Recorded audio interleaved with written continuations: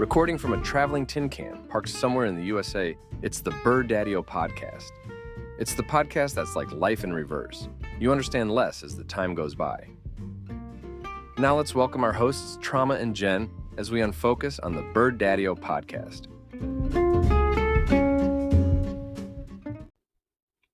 Well, hello, everybody. We've decided to record our first podcast. I'm Trauma, I'm Jen. and we are out camping. We had a spontaneous trip. We are somewhere in the butt of New Jersey. Do you know where we are?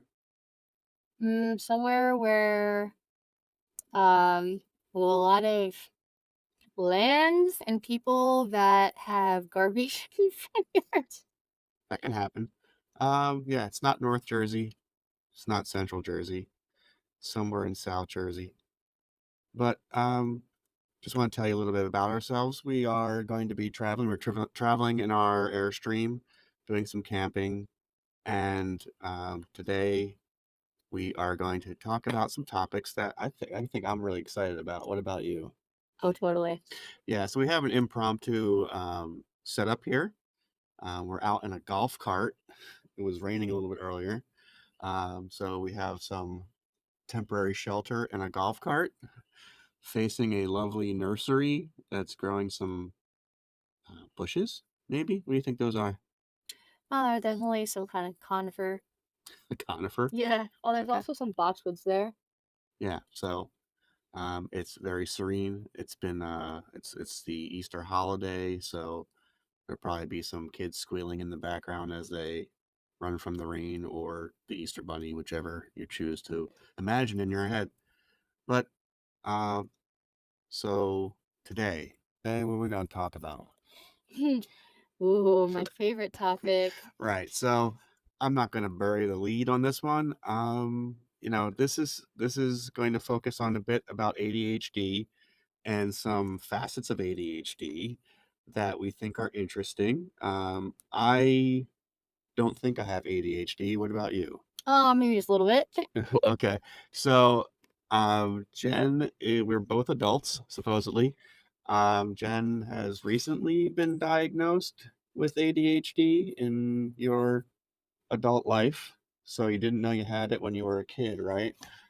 I had an inkling something was wrong, but back then, these kinds of things weren't really tested often. So I kind of suffered through it until probably my early 30s. When I saw a psychiatrist for the second real time. Right. So you're a member of the neurodiverse. That diagnosis of ADHD was kind of early tentative, and they were just like, maybe this is what the issue is. And then did you ever follow up with it? So I have a really deep understanding of this condition, but I also have my own problems with living with ADHD, and one which is also common with other people with this condition is it's difficult to find a therapist that you can trust. And also one, and because it might be I feel crazy because I feel like I can do some of their jobs better than them. So I feel like I get into their heads and know what they're thinking and know that they're not focusing enough on my condition and aren't able to help me fast enough. So when I leave their care, I feel like I'm leaving there empty-handed with nothing to help me with. So after trying to have these discussions with multiple therapists, I just, never really took anything from it, which pushed me into a more spiritual route, which is helping me a lot more.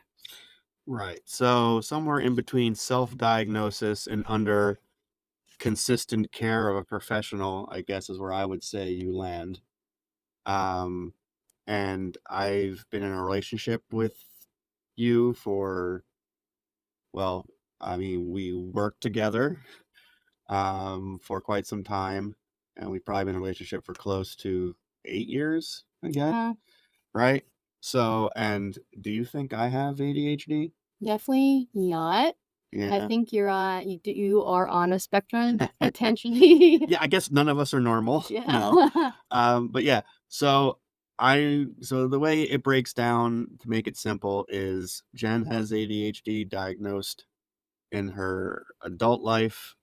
It's also something that's not as diagnosed in women. So, and she's lived and coped with it. I have coped with her and learned how to deal with it. And I've known her for quite some time and realized once it was a diagnosis, just, how different things were. And I was trying to learn as much as possible to deal with it in ways that would be the most constructive and helpful. So one of them, of course, was starting the whole Birdadio experience, which before we really get into this, I want to thank our two announcers for holding down the fort for us while we were preparing to do this. And now I guess they're fired. So we're going to take care of this from now on. Maybe they were better at reading things than we are. But yeah, so I'm coping with someone with ADHD and some of my own, potential issues, but nothing really severe diagnosed. And Jen, of course, has had the revelation recently that she's not just a lazy, forgetful pain in the ass, but actually has a condition that could potentially be the key to all of these types of things that have plagued her throughout her life. So we'll get to those things like that, or you could just go to birdadio.net, read our blog. There's potentially plenty of things there that can shed some light on those topics. But the big one today, one that, like I said, I have this theory.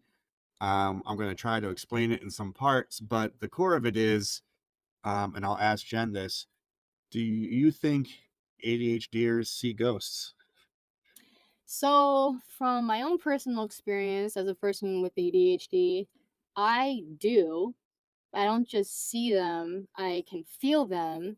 And these experiences, which I originally thought was because I thought it was schizophrenic, but after seeing therapists and being tested via talk therapy and being surveyed, I do not have schizophrenia, but my experiences have been validated by other people who do have ADHD or other kind of neurodivergent disorders that I am friends with, and we have seen and felt the same thing in the same space several different times, different genetic backgrounds, different life experiences.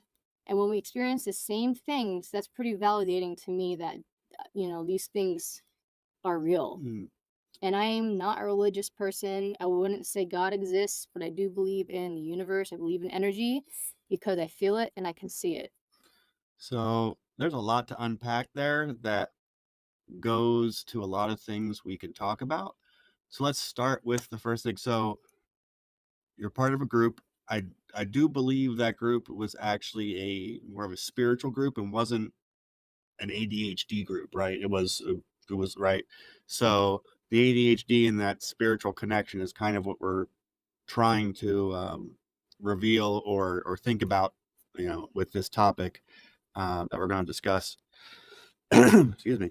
And your participation in that is one that was based on the spiritual connection, and then it brings up, my theory about one of the parts of an ADHD condition is a heightened perception that shows up in many different types of, we'll say, symptoms that you've been coping with. People with ADHD sometimes have intense sound perception. If I chew too loud, you might tear my head off. Right? Is that something that rings true to you? Not just how loudly you chew, but the tempo at which you chew. Right. So there are definitely some sensory things that are there. So we're going to start by talking about, this ADHD heightened perception and how far it goes, and my theory about how it might connect to your overwhelming connection to like paranormal, spiritual type things. All the way from like a sixth sense about people to, you know, believing that we'll have this connection to the paranormal or seeing ghosts, we'll say. So just as a background, a little bit more, I'm not a believer in this, although I may have had an experience or so. I do look at it more or less like if there were evidence, let's watch Ghost Hunters. And if there's evidence of things like this, I do understand that they can be something that people could perceive. But I also look for ways to sort of debunk those kinds of things. And my connection to it is more or less trying to understand what Jen is going through, where I think hers is more of it's a reality and something that she's been gifted with for quite some time. Does that seem reasonable? And you more of a believer in spirit powers and things like that. Like you said, not in a religious sense, but there's got to be something out there because there's all this energy in the world, right? Yeah, I think one thing we should know, trauma, is that we're both scientists. So, especially, like, I think I always had a very extremely analytical mind, especially compared to most people, that I've met that are not in the sciences. And so, if you can imagine this happening to you and questioning this happening like most of your life and just thinking you're nuts, but having a very analytical mind, I'm constantly like, thinking into it, like, why is this happening? Like, I'm extremely skeptical. I have to prove that it's real, not real, but it's not something that you can prove. It's just something that you experience and you have to like decode it yourself. And it's not something you can just talk about with everyone because most people don't see it, don't feel it, or like, may have the access, but just don't settle down into their souls and just sit there with nature and like listen. Yeah, So, yeah, I agree. Go ahead. Sure. well, that's it. Yeah. So, Continue. well, we might talk over each other a bit. It's an ADHD thing. If you know, you know. Yeah. So that's where we're gonna go today. Just want to give you a little bit of an intro. And when we start back up, what we will do is just talk about, sensory functions and the brain, what you see, smell, hear, taste, and touch. Or is there more? Coming up soon. Welcome to a world where creativity meets understanding, where art becomes a bridge to awareness, and clothing tells a story richer than fabric alone. This is birddaddio.net, your unique platform dedicated to shining a light on ADHD through the colorful lenses of art, humor, and shared knowledge. Launched in August 2023 by the visionary duo, Jen and Jason, birddaddio.net isn't just a website, it's a movement. A place where the conversation around ADHD is draped in the vibrant hues of creativity, offering not just understanding, but also a tangible connection. Explore our wide array of products, from clothing that makes more than just a fashion statement, to accessories, drinkware, and home goods, all designed with a flair that celebrates the individuality and journey of those touched by ADHD. Every piece tells a story, your story, transforming the ethos of clothing is connection. Wear your story into a wearable art form that empowers, educates, and enlightens. But birddaddio.net goes beyond being a mere marketplace. It's a community hub, a sanctuary for connection and discussion through our engaging blog, insightful podcast, and vibrant forums. Dive into the depths of ADHD's impact on creativity. Celebrate the hashtag #LoveADHD series that highlights the superpowers endowed by ADHD, and connect with a community that sees the world through a beautifully unique lens. And as we weave these stories together, we also give back, supporting ADHD-related nonprofits with a portion of every sale, ensuring that your story not only resonates, but also contributes to a greater cause.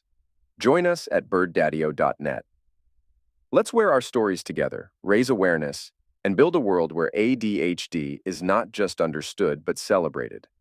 birddaddio.net. Clothing is connection. Wear your story.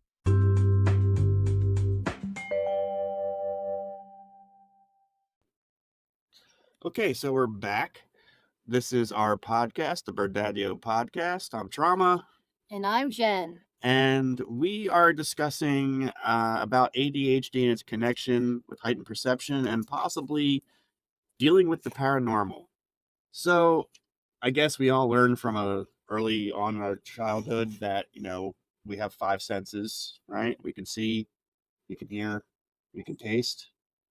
What else do we do? Oh, we sniff, and we can smell, and we can touch things, right? So that's pretty common. We're scientists, so those are just ways we perceive signals in the world. your ears just kind of pick up vibration. Sound is just vibration. Vision is just light, and it stimulates parts of your body. Touch is just, I guess, Everything's kind of vibration. yeah, everything. Wavelengths. This is where everything is energy kind of thing Yeah. comes from. But I mean, the big thing here is these are all just physical things in the world that a sound is a sound because your brain perceives it as a sound. It's just waves of sound energy, and your ear picks it up, but your brain makes it words and communication. And I just heard something recently that when it comes to perception and your memory of what you perceive, I think it's only like 40% accurate. So we do a lot of interpretation as human beings with what we sense and how we interpret it. So that's an interesting thing to me. Um, Can I just Also, note one thing? yeah. You interrupt. Uh-huh. It's also interesting because the limiting factor here is, our brain, all our organs, like our ears, human are different than birds, or different than bats, or different than whales. Like, we all perceive differently. Like, so the whatever energy we can perceive is not the same as other organisms. You know, So whales can be psychic? who knows? We can't We'll say never it know. can't be. That would be weird. I feel like, you have that's one of the things I think about is, what I sense as touch because of, you feel a cold breeze and I sense it as touch and I get goosebumps could be something where you're like, no, that's a spirit and it's energy moving through the house kind of thing. So I think there's a lot about that, exactly what I want to talk about, which is that fact that this signaling, this understanding our world and our perception of it by the brain is kind of a two-way thing, right? It's, signals come in from your sensory organs and then your brain interprets them. But I think there's lots of signals that go back out, especially in hearing is one that I've, read about a lot. And, the fact that you can have auditory hallucinations, visual hallucinations. Um, have you ever thought about what you're sensing being a hallucination? I mean, I'm assuming as a kid, when you don't, when you tell people about this, they're like, you're crazy. Yeah. And, and then of course, thinking that you might be schizophrenic, you could think these are all hallucinations or things that your mind is making up. Well, there are differences. So, like, I have like hallucinated, not like anything crazy, when I'm extremely hungry, extremely tired, and I know that it's like, okay, well, if I see, something funny in my peripheral vision, like, I know it's because my sugar's low or something like that. Versus, like, if it's a paranormal experience, it's a completely different feel because it feels different. Like, the energy perceived from that thing is different than, like, a weird hallucination because you're tired. Right. It's a completely different experience. So, I mean, yeah, because let's say neurotypicals probably have this issue where they're dealing with this complex sensory function, right? And they have issues, tiredness, hunger, and things like that, that alter perceptions, anger, stress. Oh, yeah. And then on top of that, those normal things that most of us, sorry about that, but I guess that neurotypicals deal with in a way that might be considered a little less, I guess, convoluted, or issues that come up with executive function and decision making and hyperactivity, with ADHD. I think that just complicates it, probably makes it more intense overall. And that intensity of those perceptions, I think, are its key here. So I guess what I'm saying is, do you think you in particular, but in general with ADHD, there's like heightened perception and interpretation of these signals? Like, not only do you like maybe hear things that others don't hear because it's just not perceived, it's really happening, maybe things that aren't happening, or digging deeper into it and I'm going to say over interpreting certain things. Like a kid says hello and you're like already like, well, what do they mean? What are they after? Why? Do you feel like you do that more often than you see other people who might be neurotypical? So I just have bazillion examples running through my head right now. Pick one. Pick one. Um, God, I'll give the most recent conversation I just had with a colleague yesterday, actually, because it's something like I always think about, but I never actually said it out loud, and I happened to say it yesterday. Mm-hmm. So like when someone's talking to me, you kind of get a gist of where the conversation is going, but naturally in my head, I have like I don't know, maybe 5 or 6 different conversations going on. There's but different topics at all times. So when I know when this person's in front of me, they're talking with me, and I already know where they're gonna go, I'm gonna go tap into those other conversations until they get to the end. And they'll be sitting there staring at me, waiting for a response. But I'm like, oh wait, you're done? Oh yeah, da da da da. Because I already had your response from forever ago. However, there are some instances where like I have an answer, but I'm already on to the next thing or like 10 things down the line, and then I forget what we were talking about and what my answer was. Well, I mean, you do see how that could be part of the chemical issue of ADHD, right? You're inattentive to what's happening in the now, and you're kind of thinking about past things that have occurred and making assumptions, and also thinking about future things that could happen from it. And that is a clear issue, or not a clear issue, but that's a common issue with ADHD. Do you think, I mean, that's possible, right? It's like time traveling. You live future, present. That's another podcast about time travel, ADHD, I guess. Right, but I would think, you could also potentially, if you're sitting there and you're talking with someone and you are distracted and you have this intense connection to their past conversations, you might just automatically feel like you have a sixth sense about them and you know them more than you really do. Oh, totally. I think that gets me into trouble a lot. I always like feel like I get in trouble because when I meet, I don't even talk to you. Just by walking past you, I get a vibe off you that I know instantly if you're a good person or a bad person. I like you, but That's a don't little like different, you. yeah. But sorry, No, I got off don't be topic. sorry. What's No, the no, question? hey, look, if there's anything that we've discussed or our announcers mentioned, this will be unfocused. But going back to, the signaling, I think, you're sort of in a state, you just kind of described it there. You're talking to someone and you kind of zone out. I get used to that, and you can't take it personally sometimes, especially when dealing with someone with ADHD. My own personal experience with Jen is you can't command attention with them, and constant eye contact is the freaky thing. Like, which eye do I stare at, the left one or the right one? Or things like that. And you have to be very succinct with communication, and it takes some planning on my part to have that type of conversation, and the storytelling that comes with it, I guess.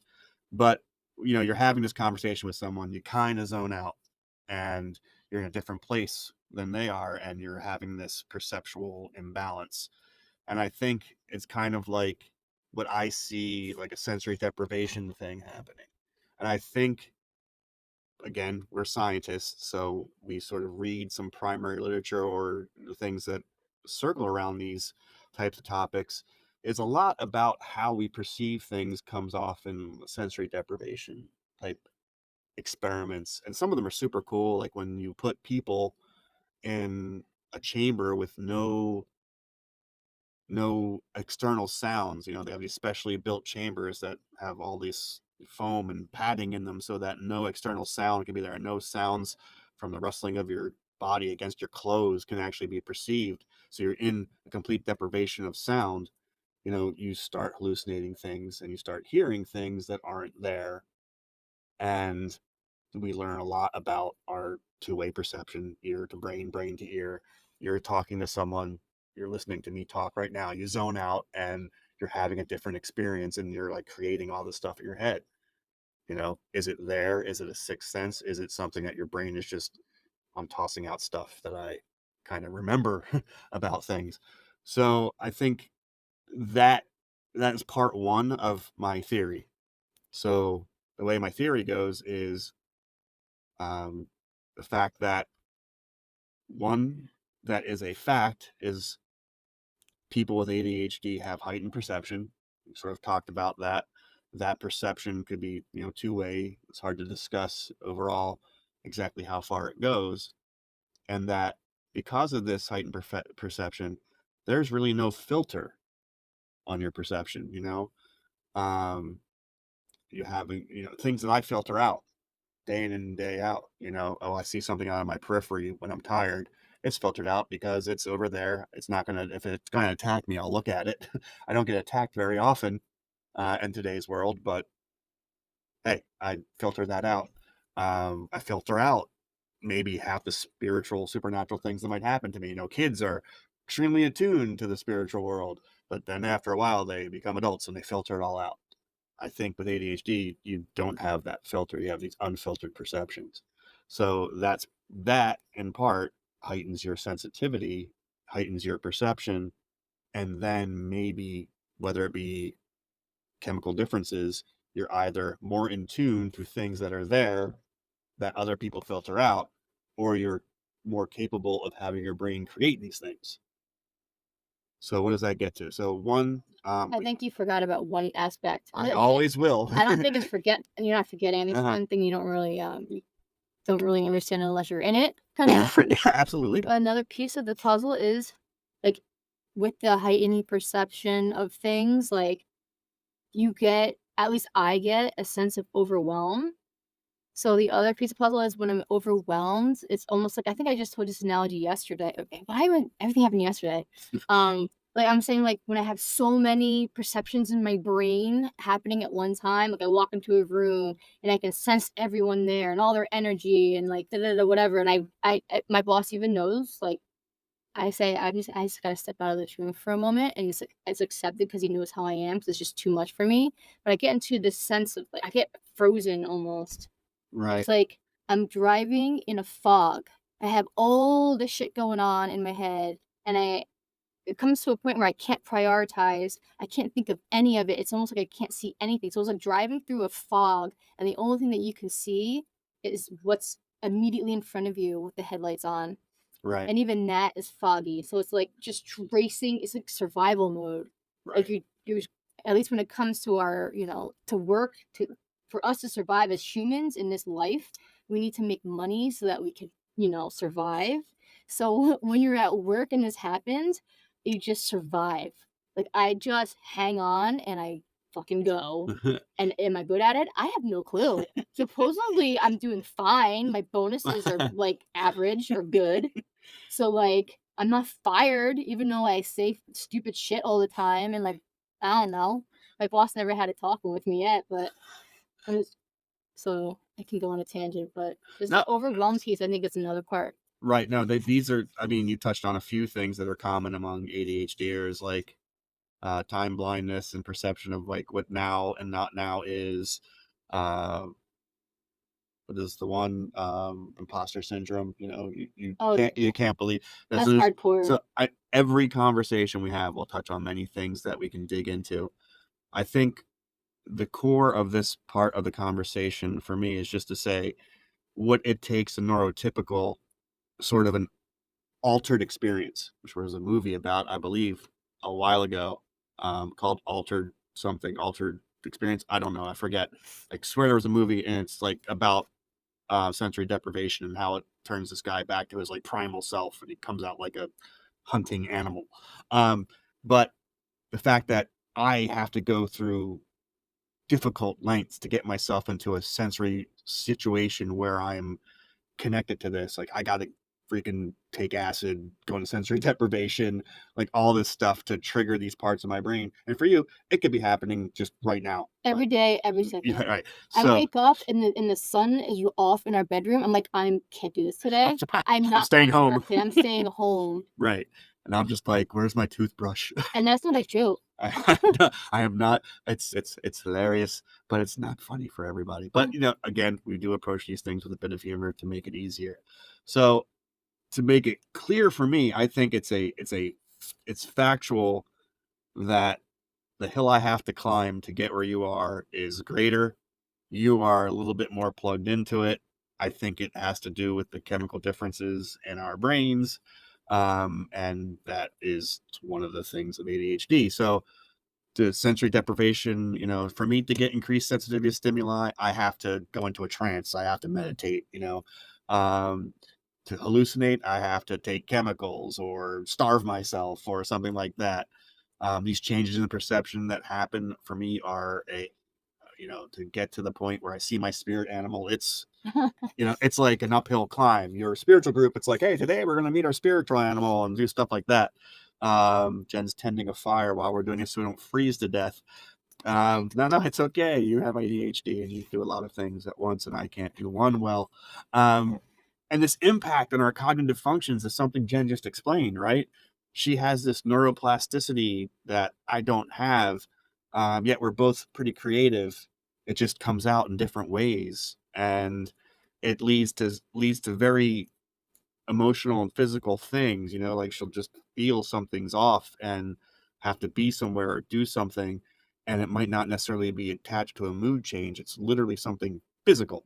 But then Like the air in this room is toxic. I got to get out. But then there's also the mood changes and like the mood swings that occur, and why I think, again, another topic for another day, but as a kid, when you are going through this and people don't know it's ADHD or don't understand it, they're just like, you're moody, you're crazy. And just the fact that you can't control it, and they have to like, hey, for me to be a shaman, I'd have to do a lot of work. For you just have to like not eat a cheeseburger and be hungry. Yeah. You're predicting people's futures. It's like, remember last night, it was my mom's birthday last night. We were at her house for dinner, and she brought out her old journal from when we were all kids. I have two younger sisters, and in it she wrote, Jen came downstairs out of bed, and her heart was palpitating, and she couldn't breathe, and she kept saying she was thirsty. And I remember that first panic. It was a panic attack. The first time I had it, I was 4 years old.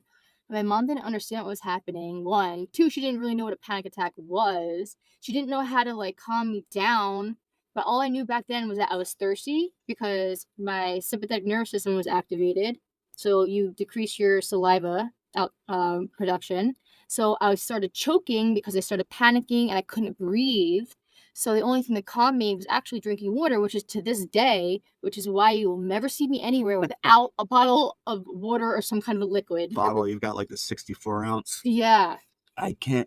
So if anything, Jen will probably tell me that I'm either OCD or on the autism spectrum, because when she comes in the car with this giant bottle of water, I'm like, there's nowhere to put this.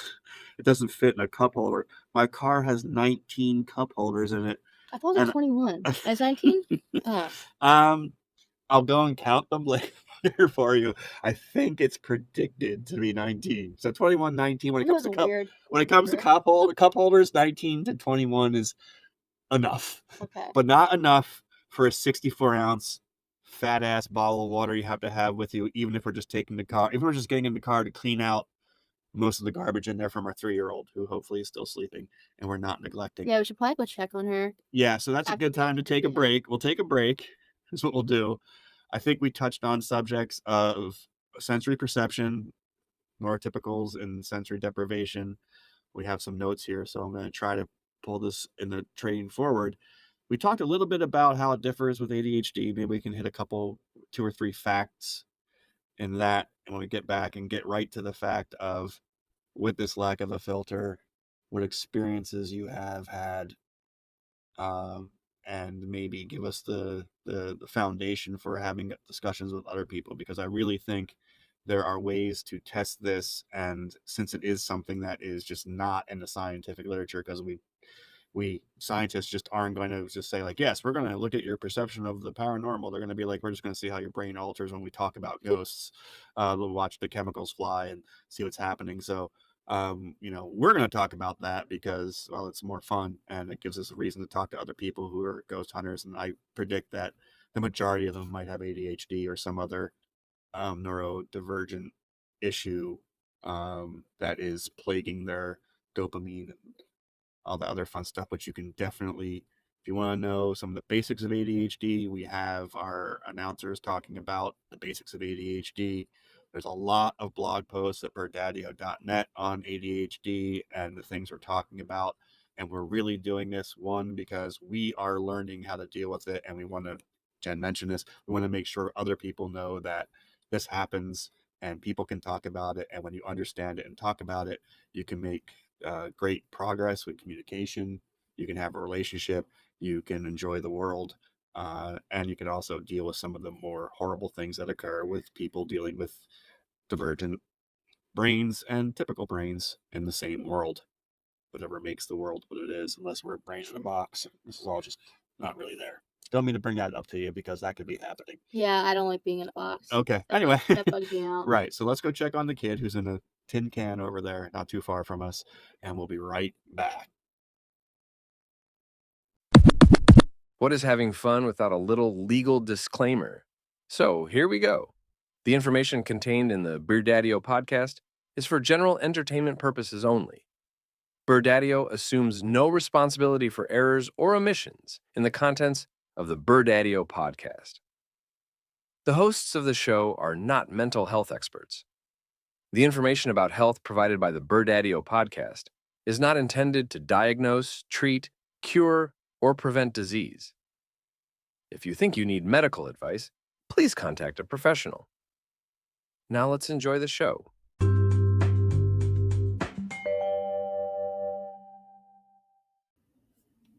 Okay, we're back. I'm Trauma. I'm Jen. And in true beginner ADHD fashion, I have recorded part 2 of this podcast. Do you know what happened to part 1? Can you sense where it is? So, part 1 where we ramble on about ourselves and do some cool stuff like acrobatics, talk about things that you really want to hear, may or may not be somewhere on my computer. Moving on.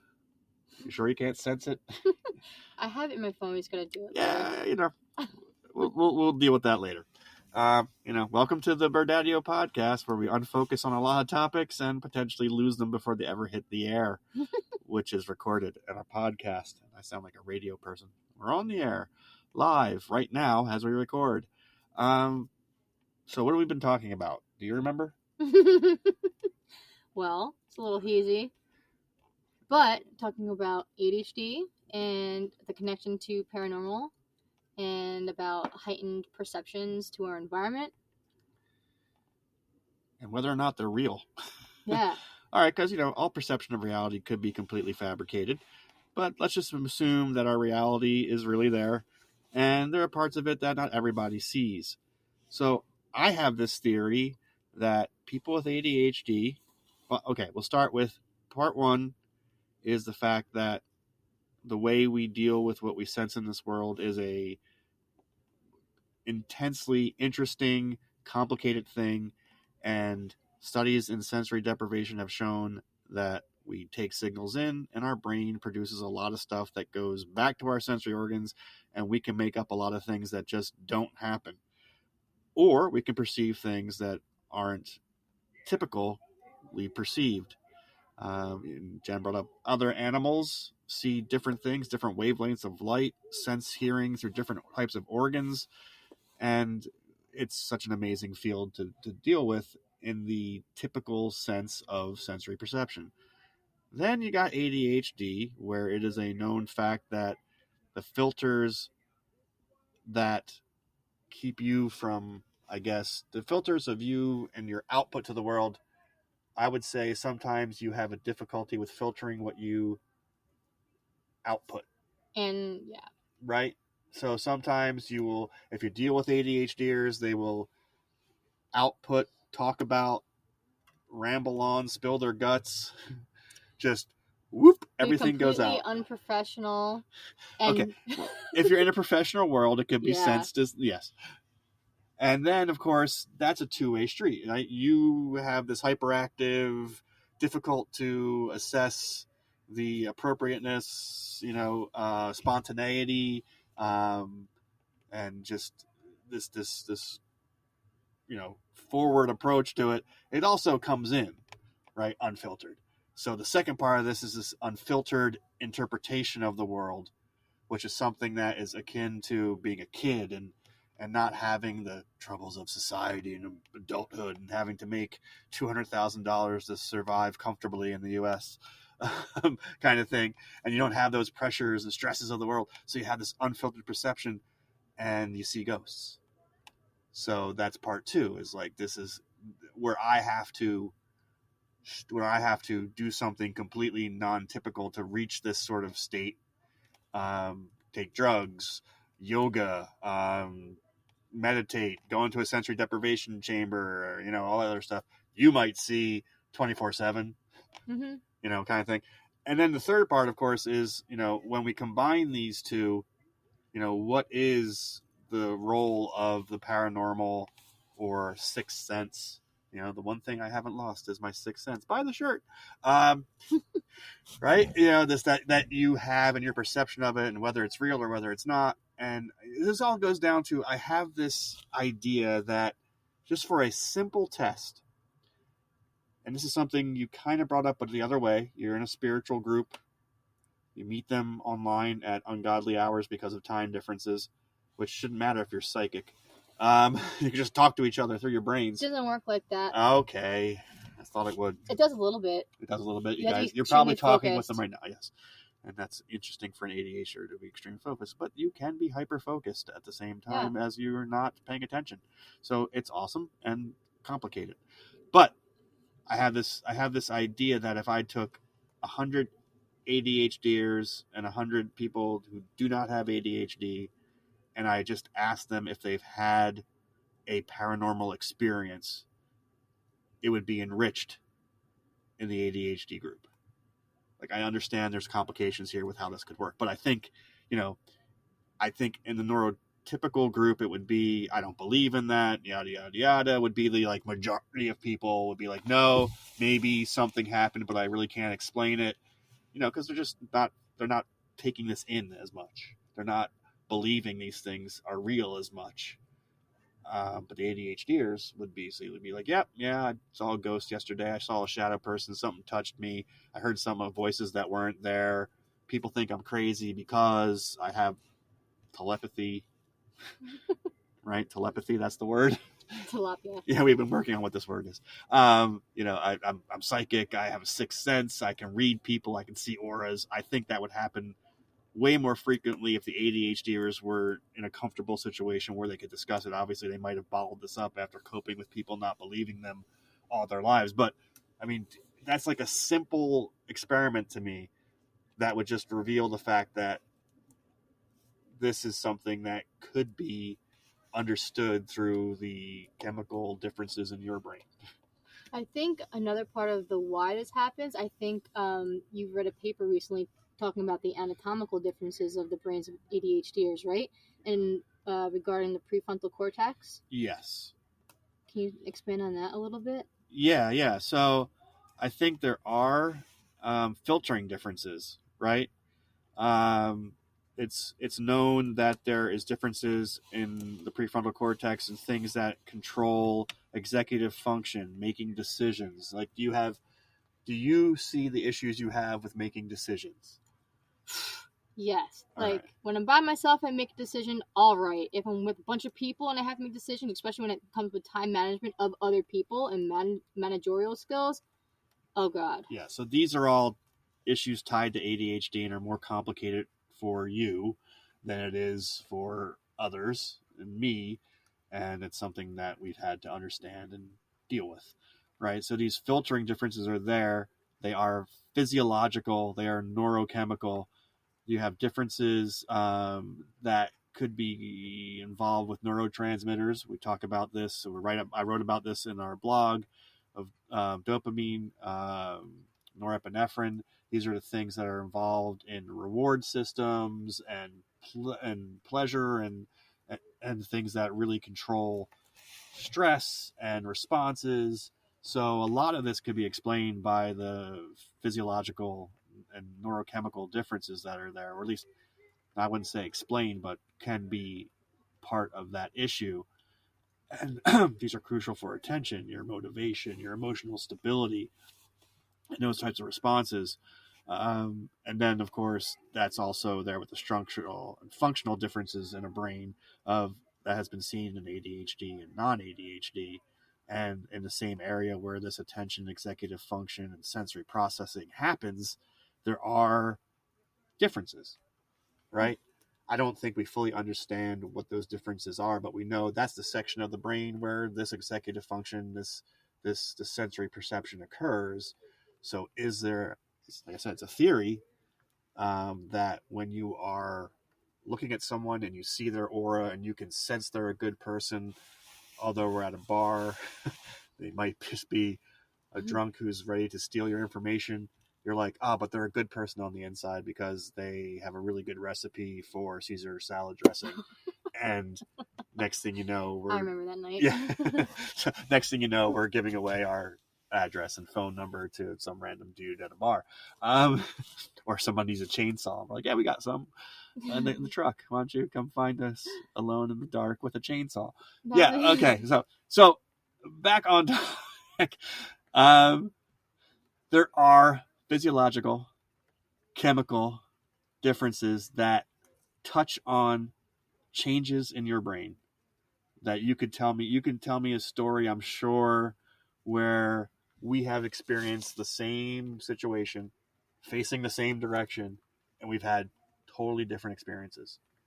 And I guess you're going to start with, this happened and you didn't see, or you didn't know.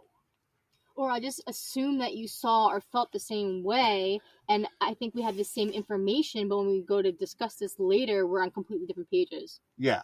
So if you've ever been in an RV or a travel trailer, sometimes you got to dump the poop tank. Shitter's full. Ours filled up pretty quick on the first day we were here, so I had to dump it at like 5 a.m.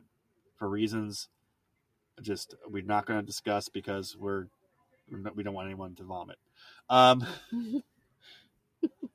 And I'm just like, well, that's because we used too much water, and I had to dump the tank in the cold and dark. Poop, liquid poop, in a tube that I got to drain to another tube. I had to do that. For me, it was, hey, we used too much water. It's time to dump this. For Jen, it was a sign. Yeah. Should I go into specifics?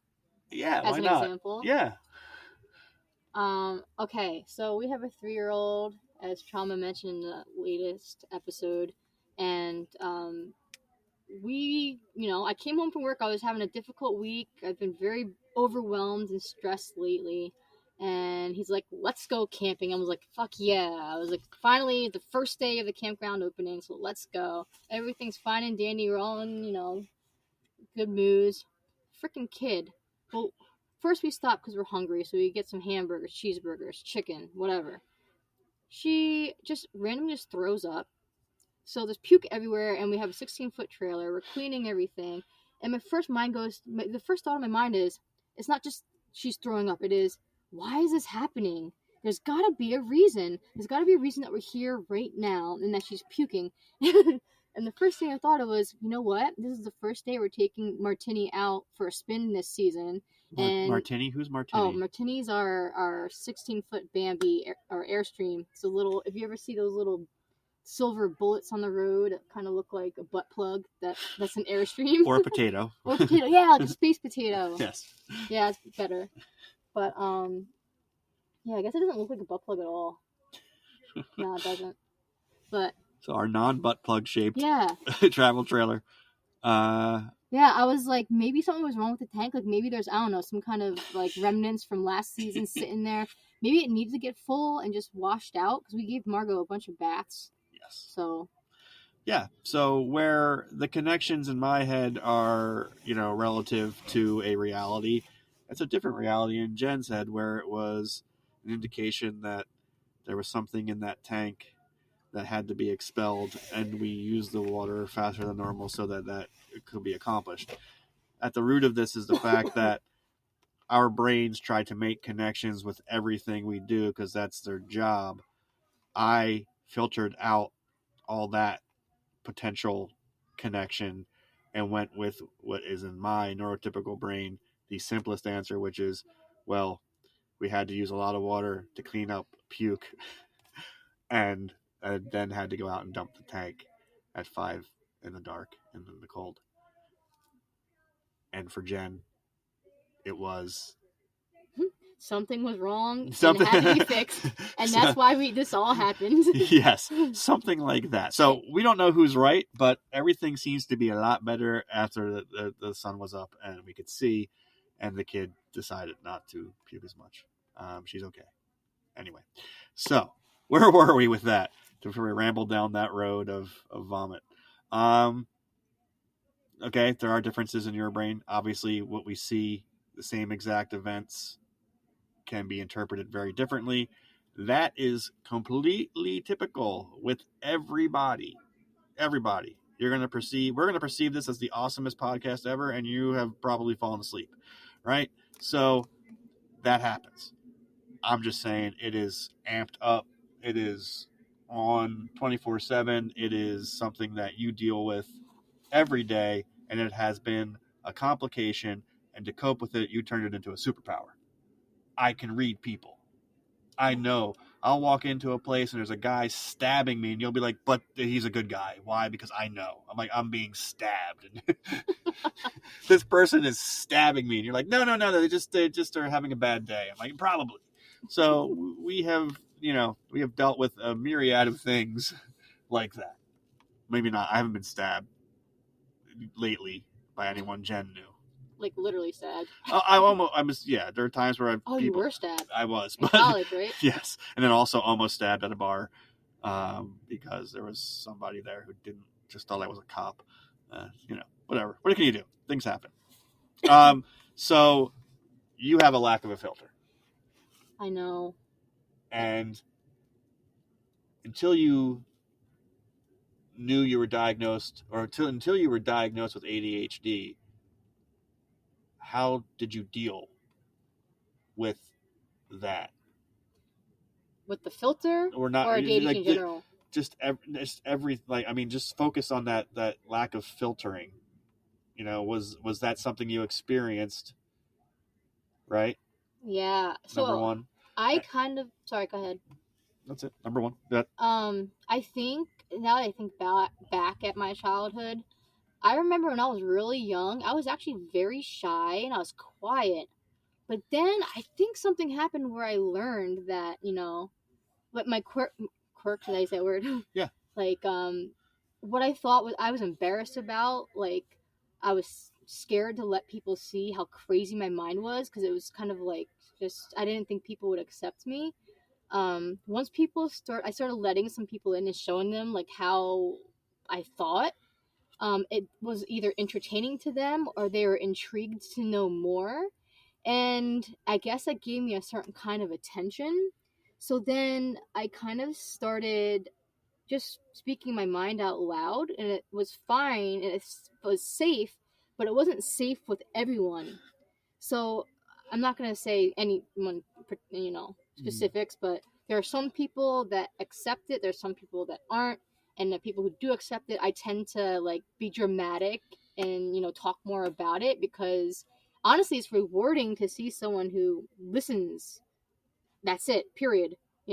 Right. There are people that don't listen, or, just assume things.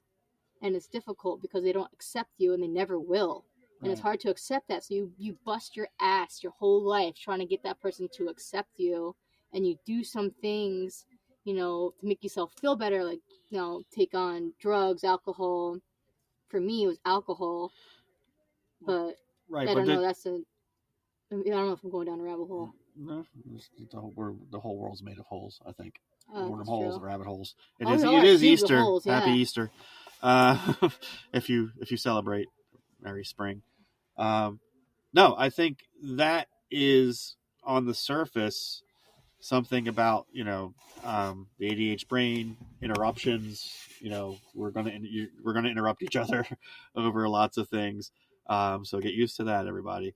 And I clearly go on tangents. I don't even know the questions half the time. I just keep talking. I mean, I see that in social situations with you, where there will be interruptions, there will be sudden outbursts about things that are kind of either relevant to a topic or not conversationally. It might just be a difference we perceive it, because, for me, there's this world of engagement, and for you, it's very different. You're outward more, and sometimes you're focused on bringing things in. So it varies a lot. I think it's always interesting to see which direction it'll go from a viewpoint. You definitely have issues where you're concerned about how you came off in a social situation, but I mean, here, I think we could focus on that lack of filter, which obviously is involved in this. Just your perception of who you are and how you present yourself to people and what you take in from people is very different, right? So you're hyper aware of all this to a point where it could become stressful. You might sometimes Hyper focus and ruminate.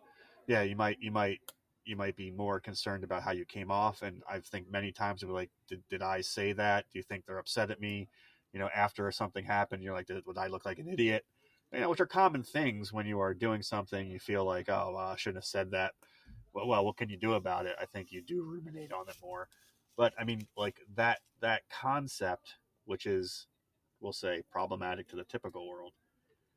Could you be turning that into something more useful by saying, well, it's also could be used as a way to connect to this energy and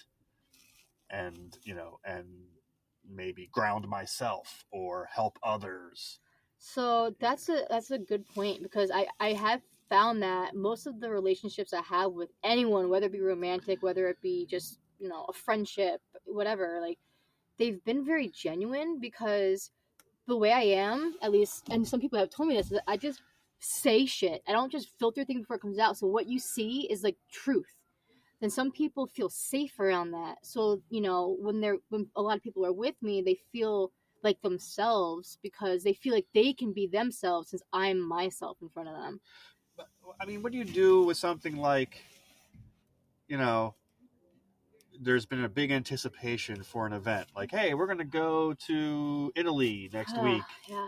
And you're like, we can't go because I saw a black cat, like not just superstition, but something completely random. Like, I don't think we should go because of this, like those types of things, which are strong to you. Yeah. It could be like, oh, you just got to put that aside right now. And like, we have to go.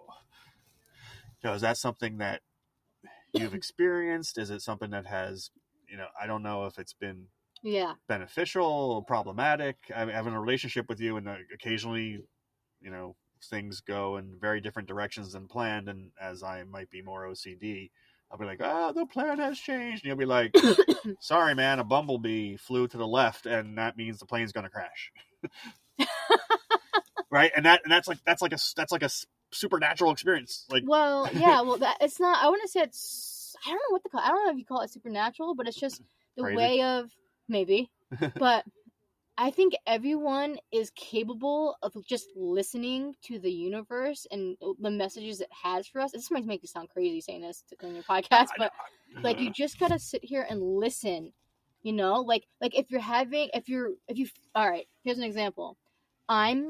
If I'm having a day at work where I have a shit ton to do and I'm overwhelmed because I know I have to get Margot up to go to school in the morning. Then I have to prepare what I'm going to do in the lab. And then I get to the lab. I got to set up. I got to and I know I have like a full day, but I have to be out at a certain time so I can go pick Margot up. For example, like, shit, what was the question? There was a question? Yeah, forget now. Where was I going with this? Maybe you were going with, where do you think you were going? You got a lot of stuff to do. Yeah, damn it. I already lost it. That's all right. We can move on. Okay. Maybe it'll come to me to just talk about something else. Right. Okay. Maybe we can approach it this way. So, what types, if you walk into a room, and, okay, let's do it this way. You walk into a room, and there are two people in there. And you say it's a restaurant, and you walk in the front door, and there's the hostess and someone walking to their table. What happens inside your head when you see stuff like that? Like, with just that situation? Well, this might also be a biased answer because I also worked in that. I was also a server, bartender. Mm-hmm. Maybe that's why I picked this. Go ahead. Okay. So my first thing when I walk into any restaurant or place where you can get drinks, food, whatever, is I feel the space. and instantaneously, I already know if I'm going to eat there or not just by the feel of the room. But then if the feel of the room is okay, I'll walk in. The next step you'll usually see like a hostess or a bartender. If they pass my check, like if their energy's fine, then we'll move forward. But I also have to analyze how they move, how they work. If they don't work in a certain fashion, and it doesn't have to be wrong. It's not in the terms of wrong or right. Is if they care, I guess. Like, are they going to be attentive? Are they, going to at least try? But if you're not giving your full effort, right, you're tying those to like potential actual like things. Like, are they attentive? Like when I walk in the door to a place and there's a hostess there and she's picking her nose, or he's picking her nose, or it's picking its nose, yeah. right?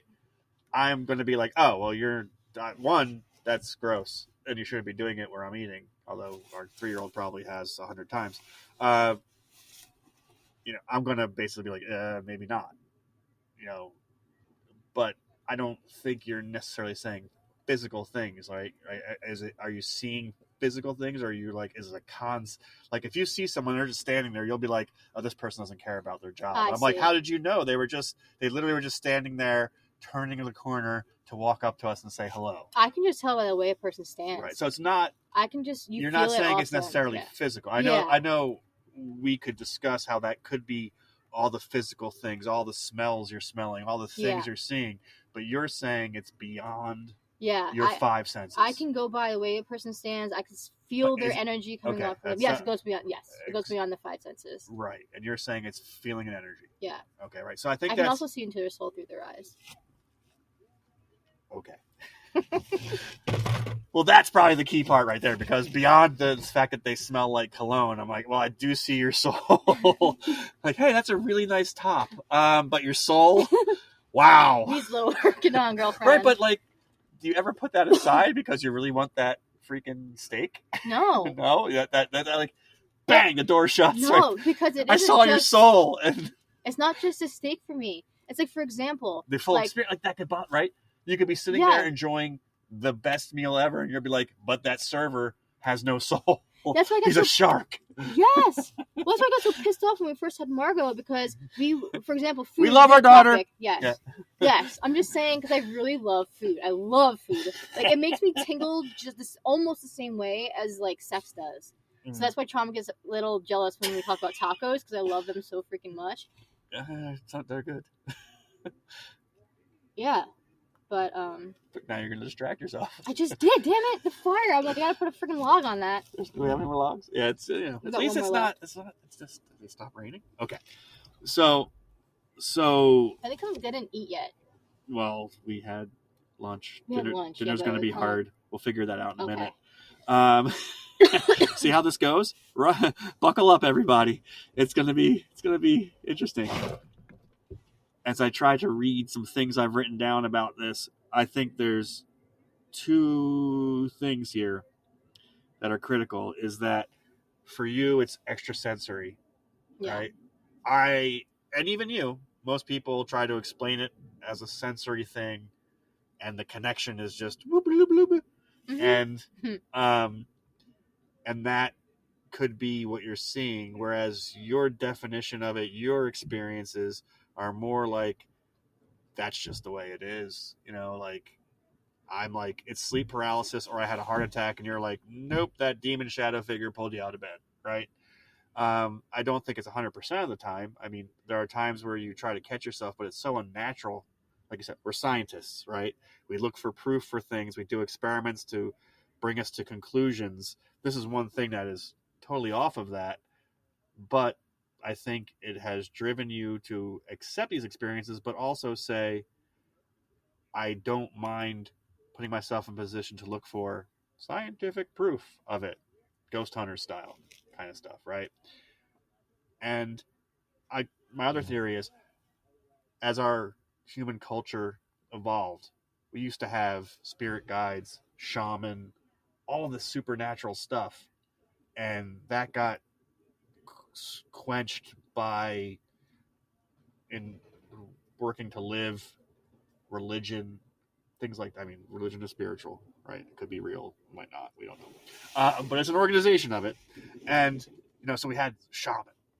We're going to find your spirit animal and understand if we're going to have crops this year, right? Then we have religion.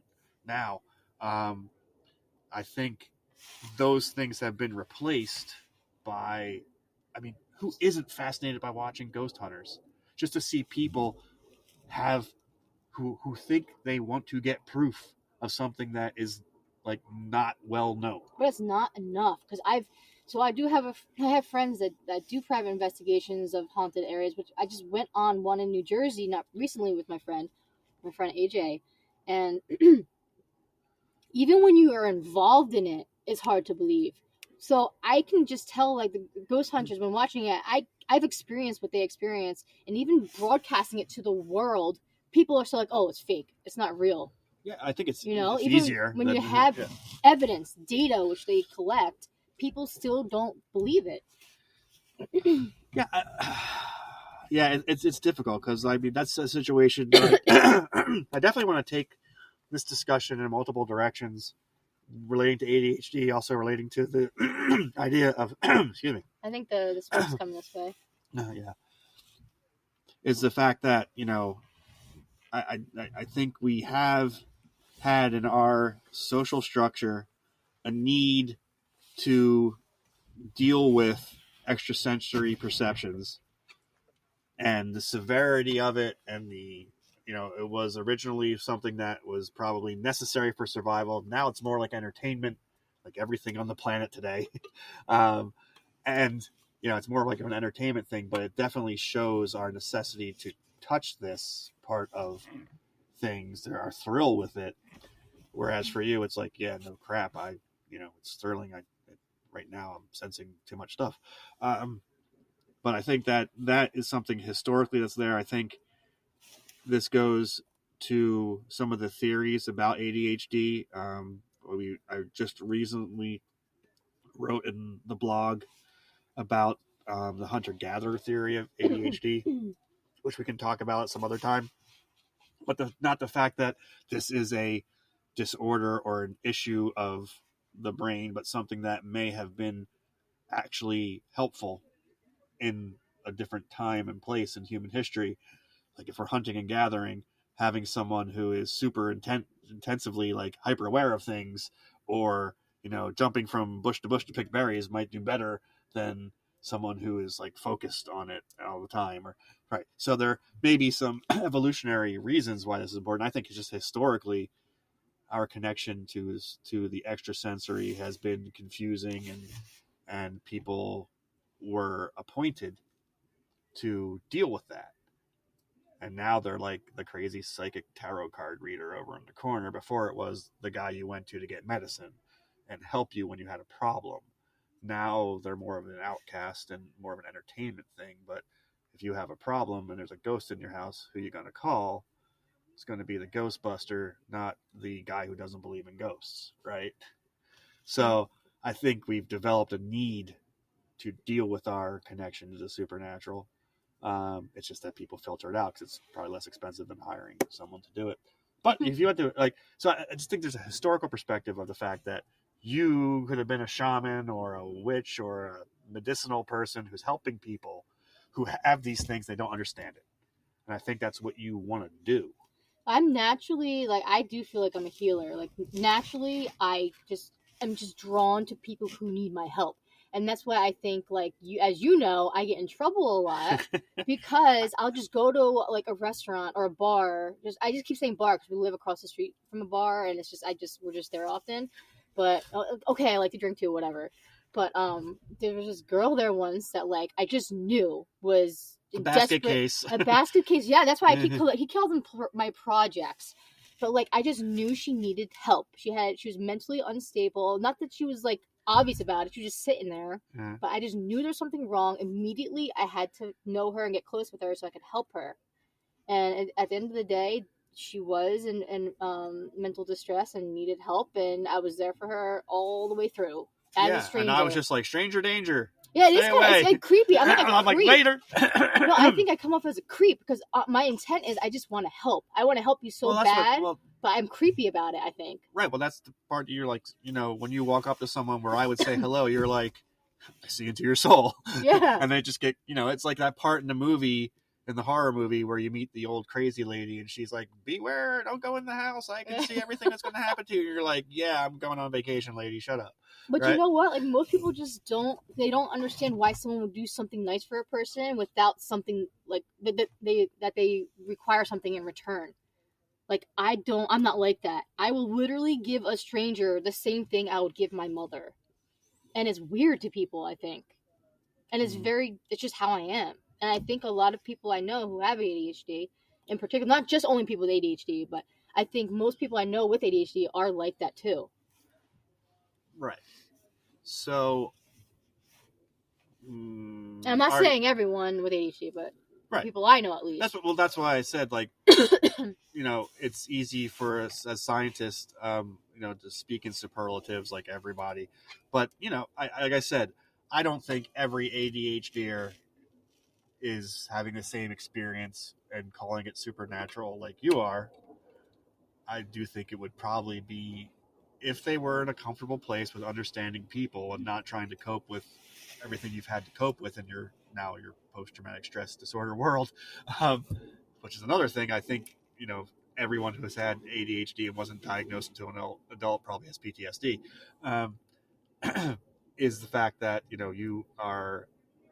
would be enriched in there. That's not, like, to me, it's like 60-40. Is that enough to say it's different? I don't know. Maybe it's 60-20. I just have this feeling that it's kind of like what, like, being gay was in the 80s. You are, but you don't say it. Don't ask, don't tell, because it's too difficult. You know why? Honestly, for me, though, the most difficult part about it is that people might think you're stupid. Because as you can tell, like, especially now because I haven't eaten... Do you think that's a reason why you were overeducated? I mean, maybe. I mean, I did just, like, hardcore ride what I liked. But, like, there was also the thing in the back of my mind where we want, like, what's the word? We want people to respect you. Yeah, I guess, respect. Because that's what I'm thinking is, like, you might have been hit with a lot of, because of your ADHD traits, and being inattentive. I mean, I guess as a female, it's very different than a male, is what I've read. And having ADHD, again, it doesn't just, like, if it shows up, it doesn't just go away when you're an adult. It actually changes, right? I don't know who came up with that theory. That's bullshit. Know. You could. Some people might. I don't think so. All right. No way. So you're experiencing all this stuff that's kind of like negativity toward it, like, oh, you can't focus, it's learning disability level type things.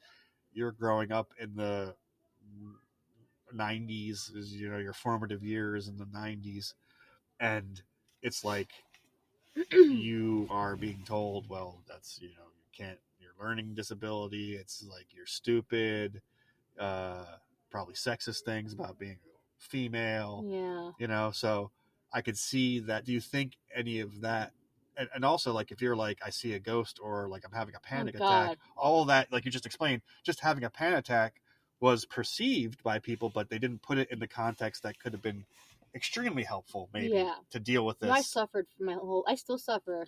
Well, then, do you think that might be why it's taken to this point of being extrasensory for you? Definitely, like you've suffered, you see suffering, and was it always like this? As like it was like this from a child to now, and you always saw this, but now it's like, I have a reason.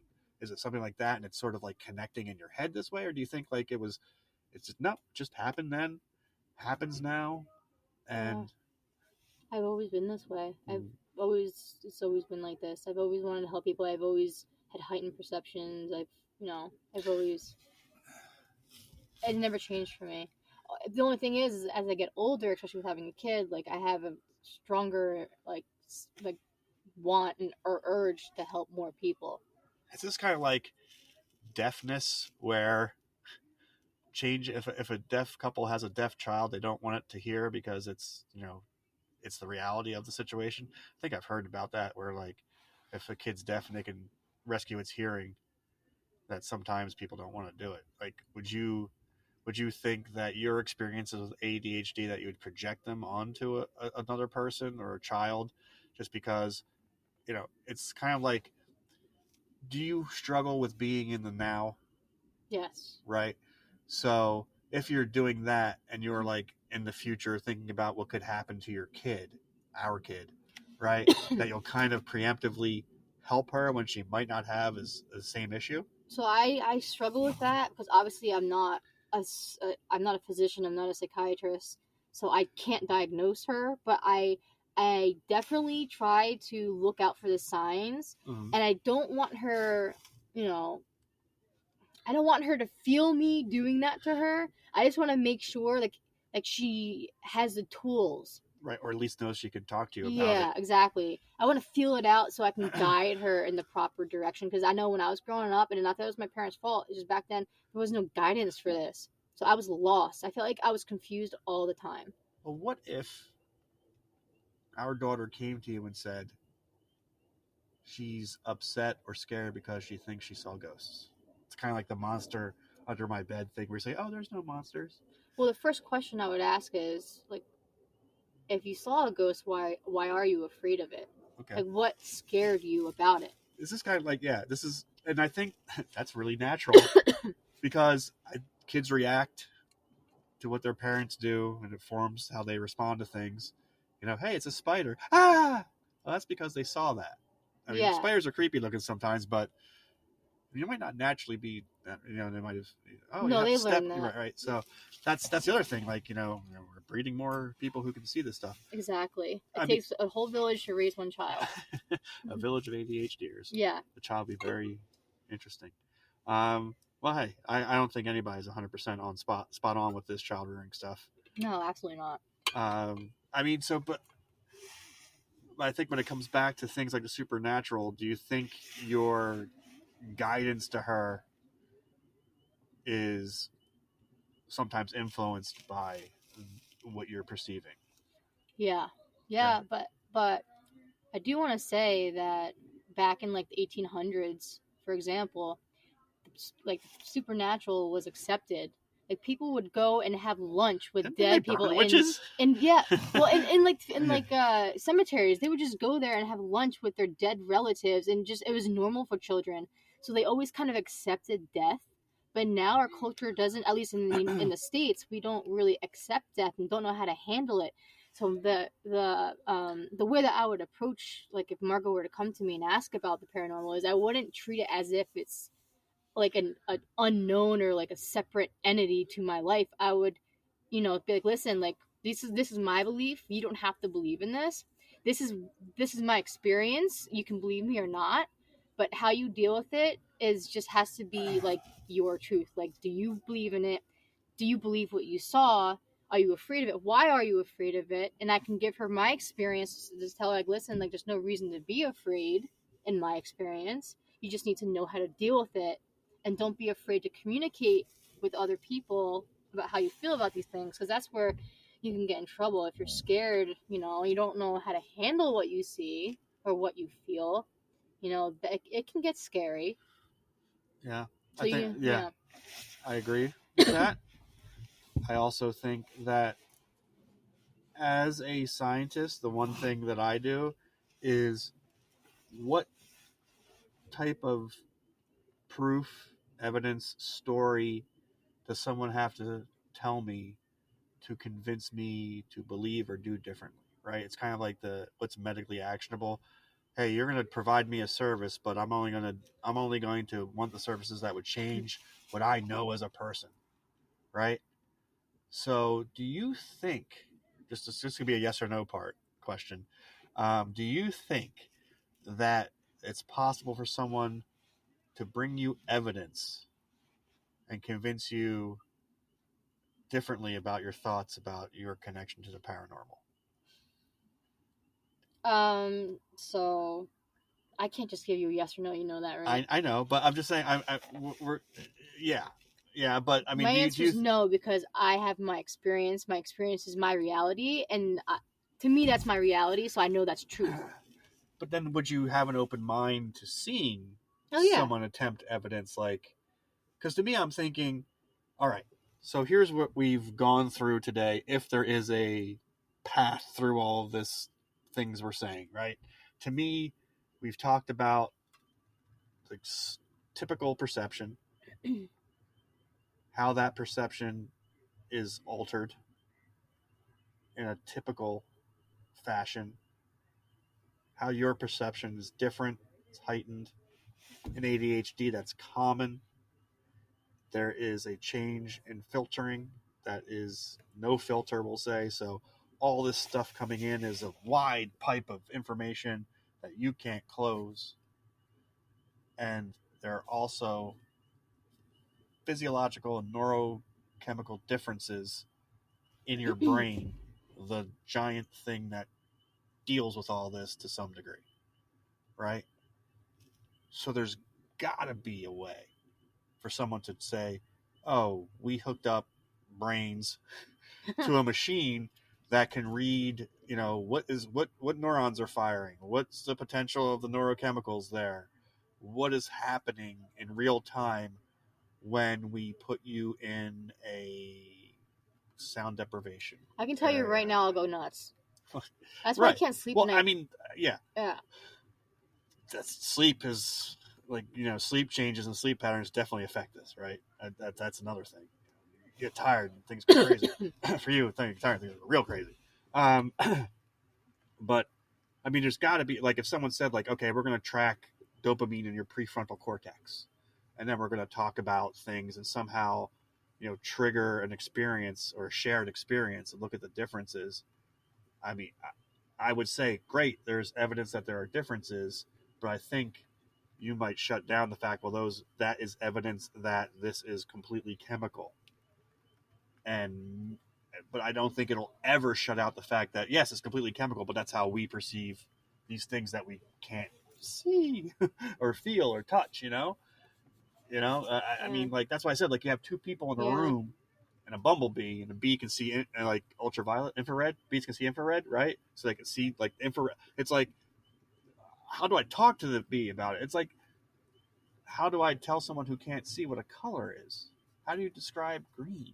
But how do you know the difference if, like, say you're colorblind and you learn green is green, but this person sees green as, like, red? Right. If the brain's going to light up the same way, I would think, because you're still both calling it green. It's just your perception of that color is different. Right. So how do you tell the difference between that? I think that's the point of this episode of the podcast, but it brings up something that is extremely juicy, right? It's like, we are potentially perceiving the same thing and interpreting it differently, and there's a possibility we're not perceiving the same things. So it compounds that, right? Yeah. It's like, we're sitting in the rain in New Jersey in a golf cart, and we are in the same world of experience, and we can interpret it very differently. And a side note, yeah, I need to eat every, like, meal, and I haven't eaten much today, so I'm gonna be way more spacey than usual. Just so you know, because I know I went off tangent and completely forgot. I had a really good goal, and I just couldn't get there. It's okay. Sorry. All right, continue. No, you don't have to explain yourself to these people. To my microphone, you don't have to explain yourself. I mean, I get it. I haven't eaten either, and it's going to be interesting to find food. Again, I'm going to have to hunt and gather. I just think, I think there's always going to be a recordable, scientifically provable differences in the way just you and I perceive things, right? Same sound, same touch, same feel. But what if it was like something we couldn't describe? Like that goes to also my theory that ghosts can be dicks about a lot of things. And like, remember we were talking about this, like, you went on this ghost hunt at some notoriously haunted place in New Jersey, right? Mm-hmm. And you sense temperature differences. Oh, that was cool. Right. So that's something, if you watch Ghost Hunters or any other, I shouldn't even give them the credit, but if you watched any paranormal TV show or had an experience, it's pretty common that they say spirits manifest energy, or they use energy to manifest and potentially communicate or appear or things like that. And when they do that, of course, that energy could be heat, energy, all these potential pseudo-physical actual things, and that of course when you remove heat from a system, it creates the sensation of dropping in temperature. Yeah. And I just said, well, what if ghosts are just fucking with your head? Which they did. Right, like, because like that's what, like, because they probably be like, I'm gonna be a ghost inside your brain and tweak the neuron that makes you feel temperature, and you're gonna be like, ah, It was it's so cold. funny, yeah, because there was like 1, 2, 3, 4 or 5 of us in the room when this happened, and we had all the controls. Like my friend AJ, he has all the fancy equipment. A thermometer that reads temperature. A thermometer reads air temperature. Yes. Right, and the air temperature didn't change by the instrument that records temperature, but you all perceived a temperature drop. Yes. Which I don't know. I think it may have decreased 2 or 3 degrees by like 1 degree, but it's not significant. You can't But say. you said like it was cold. No, we felt like it was freezing cold, and all of us felt it. And not only that, what we felt like we were communicating what I thought was a little boy. Yeah. And he was running back and forth because he was playing with us until his freaking dad came up the stairs and got pissed off, which I think, anyways, we'll go into that. Well, but we felt that. We felt the breeze. Well, that's, yeah. Sorry, I keep going. No, you're not, I was interrupting. Yeah, we perceived the feeling of cold, but it actually wasn't cold. Right. Which was cool. I mean, awesome. Yeah, that's what I'm saying. Like, so that's the way we look at that can be discussed, is the fact that people had an experience. It felt cold. How do we show that? We jumped to thermometers. Yeah. They did not show a drop in temperature. So instrumentation that records a known reality did not record it, but all of you, the 4 people who were there, will not deny the fact that the temperature dropped or that they felt cold. So I think it's a very fine line. They cannot say the temperature dropped. They can say they felt the cold. Yes. So that is filtering, that is brain. Yep. And whether or not the chemical differences in your brain are causing it, they are, in my book. It's just, was it really there or not, is going to be impossible at this point in my mind to prove to anyone who's on that side. However, there are things we can do that are at least interesting. Like I said, like interviewing 100 ADHDers, 100 non-ADHDers, and say, come up with some really important questions. Talk to an analyst about the supernatural, and it might be different in both ones. And somebody who's a psychiatrist, please call, and or something, and we can do this if we can find them and have enough. It's going to be a lot of people, or like just like anecdotal things. You're part of a psychic group, right? Yeah. You've probably talked to them about my theory about how I think it's an ADHD. Do you think, and it's not because that's an ADHD group, but you mentioned that, right? Do those people feel like they have ADHD or some of the signs or side effects or symptoms of ADHD? They're experiencing these traits, and did you ever discuss that with them? Yeah, we definitely had a discussion. I can't say all of them, but some have mentioned that. Mm-hmm. So. Yeah, I mean this. And I don't use that as an explanation and explain in a way like what you're experiencing isn't real.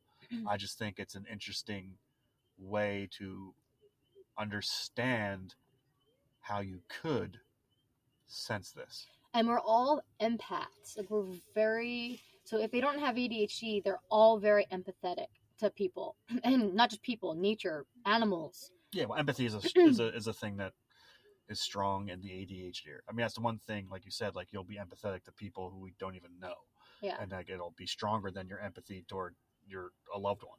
And it's sometimes difficult like to process until you understand. Like I said, I was your boss at work, I was your mentor in school, and now as in a relationship with you and the father of your child, it's like been an interesting thing.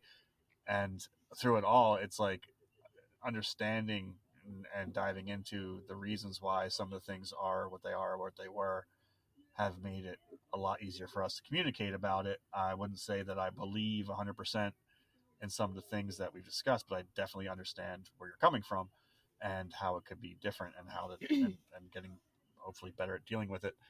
But I mean, this supernatural thing is one that like I sometimes don't want to touch. I don't know if I believe it, but I'm like, I'm not going to open the door to that. And you're like, well, I can't shut the door to that. So, and like, and that's when I brought up that this theory that like, do you think it's like the fact that you just don't have a filter and you're seeing all this stuff, and then you're just saying, well, this is not normal because everybody else around me doesn't discuss. I mean, they discuss it, but they're not in it. They're not. Yeah. And then you meet that other ADHDer who happens to be, you know, oh yeah, we're talking about this, and here's your spirit guide for today, and that rock just told you something, and you're like, wait a minute, I feel the same way. And then all of a sudden you have this group of an island of ADHDers, and you're all doing very well with hunting and gathering. Yeah. But maybe not so much in having a conversation that should be only about an hour long for a podcast. Yeah, I had a really hard time like finding someone to help me. Like therapy didn't work for me only because I couldn't connect with a therapist like on a level that I need. That's why I came up with the idea of a ghost therapist. That would be so awesome. Like if you had like I'm saying, like there's a ghost who's around, you're like, why is this ghost haunting me? And it's just like, you're gonna be your therapist, ghost guide. I wanted to write that story, but I just couldn't, and I had to build an empire of Birdadio. And also, I guess this is a disclaimer.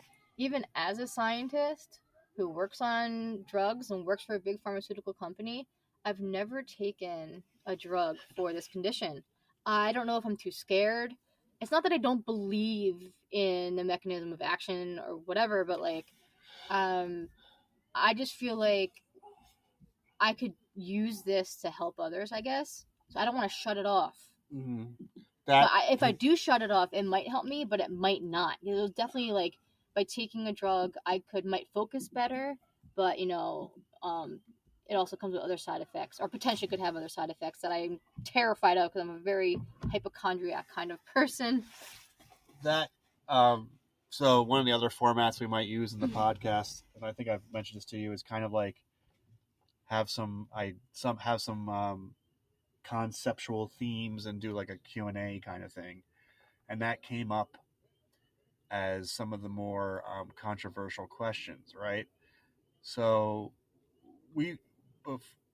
I guess before I dove into ADHD and some of the things that happen with it, when you went to a therapist and they said, I think you have ADHD, maybe we should medicate you to show that it's ADHD, you to kind of like finalize a diagnosis, you were like, that's weird, I don't think that's the right way to do it. But I think that is, I don't know if it's common, but it is used in the ADHD world. Like, you know, obviously the diagnosis, and of course psychiatrists, and we're not you, and you are better at this than us, so you can correct me if I'm wrong. But it's like sometimes it'll be, yep, you definitely show all the signs of ADHD. We'll give you ADHD medication, and we'll see how this goes, and it'll help with the process of defining what your ADHD is. And you know, it's not like, well, I'll give you Ritalin, and if everything goes away, you got ADHD. But I mean, that's where you took home, and you're like, that's just crazy. I don't think that's the way it should happen. But I think that was your diagnosis, and that brings us to the question you just touched on, which is, do you? So we'll start with, do you think if you took ADHD medication, you'd lose your ability you'd lose your sixth sense? I think it'll definitely, at the least, I would minimize that for sure, because there are some things like if I take Advil for some reason, it decreases my ability to do, you know, all those things. So right, so that's what I'm saying. Drinking shuts it off too. Well, it's CNS suppressant. Yeah, so yeah, but that's what I'm saying. Like, so then don't you think that could be evidence that it's just the condition and not the supernatural? Or do you think, well, it's just a condition that helps me see it, and when I dampen it, it dampens what I see, but the supernatural's still there? So this is like belief question. This is do you believe there's a supernatural? Yes. But do you believe it because you sensed it, or because it's like it's got? I mean, like, I don't know. It's a dumb question, I guess. It's not a dumb question. I didn't believe it. I thought I was crazy until I was validated, and I was validated by having other people like me, like my friend AJ, who can sense things like I do, and putting me and other people, like I said, from different environments, from different genetic backgrounds, from different parts of the country, in the same place. When you see, you feel, you hear the same shit, isn't that validation? Or mass that hysteria. It's not. I mean, well, does AJ have ADHD? No. Okay, so That's N of 1. There you go. This proves I don't everything. think so. I don't know. I don't That's know what I'm if saying. he's been. I am in no way saying it's like cause and effect. I think like I said, I think it's a conceptual. It's a possibility that this could explain like the filtering and the differences that are there, right? And I think it's kids see ghosts because they don't have the filter. You don't have the filter. I mean, the shaman didn't have the filter. Maybe they were those people, the witches, the priestesses, the priests, those people who did the thing that was different, the black sheep, the person who blurts out, who's interruptive, who talks about crazy crap. They're sometimes they are the crazy person. Sometimes they're the neurodivergence population. And the question is why, what for, how important is it in society? We have priests who talk to God. And I grew up Catholic, went to a Catholic high school, and these are people, we believe there are people who had a connection to God. But if we have someone who has a connection to what we can't see and only can believe in, they're crazy. That's that's pretty common for the spiritual world. But it's like, how far does it go to an actual, like, I think it actually affects you in a way that you will not be able to turn off. But if you took drugs, it would go away, and I don't know where you would be. I think that's why I don't take it, because I'm scared. I'm scared, actually. But I don't know what it would do to me. Well, yeah. Like, I mean, but I could see, like, okay, so with drinking, like, that must dampen it, but then you don't really think about it at that point. But it's like I could see that, like, in the sense of anxiety and dealing with it. It's like, 2 drinks in and you're at the level where it's if like I take 2 drinks, I feel normal. Like, I don't ever get drunk. I just feel like I'm in level playing ground with everybody. Yeah. So I don't know if that could be something that affects this. But I think that the critical thing is, if it were medicated, would it happen? And would it be so normal? And would it be a positive change, or something that wouldn't be? I mean, like I said, I do think your perception of your perception of these things that I necessarily don't perceive, it does affect our life. I don't think it's been negative. I think sometimes it like jumps in at weird times and can be difficult to wrangle when it's like I said, like, hey, you're someone we know is going on a trip and you're like, oh, I had this thing happen and I don't think they should go, and I have to talk to them, or you'll feel like something bad will happen, and it becomes sort of a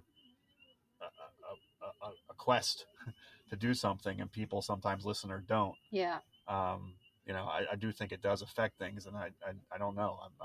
I'm not talented enough or have enough experience to say like that's going to be super detrimental. I mean, we decided to raise a kid through all this, so who knows?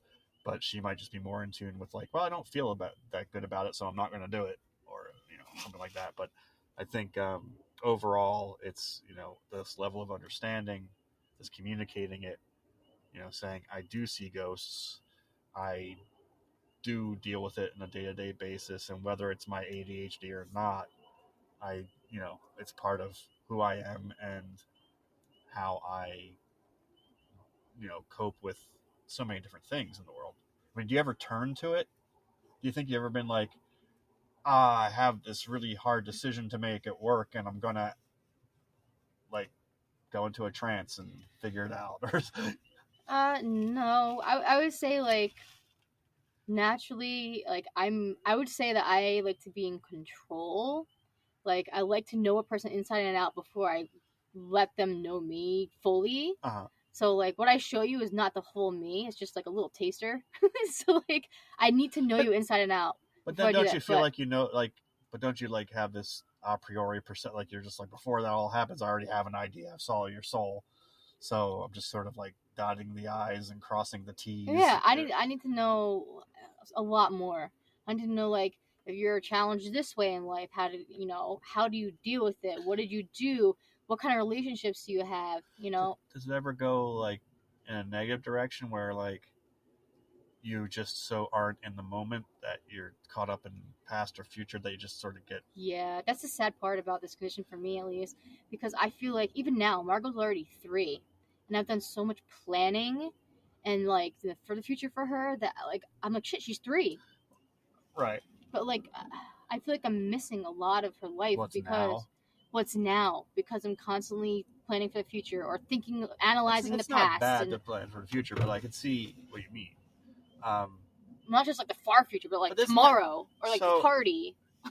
That's what I'm saying. Like, so just to start to wrap this up, I mean, maybe when you think about hauntings, you know, it's always like people from the past, ghost. It's the past, right? But then you think about not like, always. Well, sometimes I get future. Right. So that's what I'm saying. Like, but then you think about psychic. Like, to me, there's like, it's like, oh yeah, there's when you get into it, there's definitely fine lines here. Like, you know, the psychic ability to see the future or to read someone's past and predict that. You know, I think it like I said, like it overlaps with some of the things you're dealing with ADHD. Not so well, but just conceptually, which I've used that word too much. Let's stop. I've been saying whatever a lot. But anyways, continue. Whatever. Continue. You have, you know, maybe that's the way you deal with your not being in the now.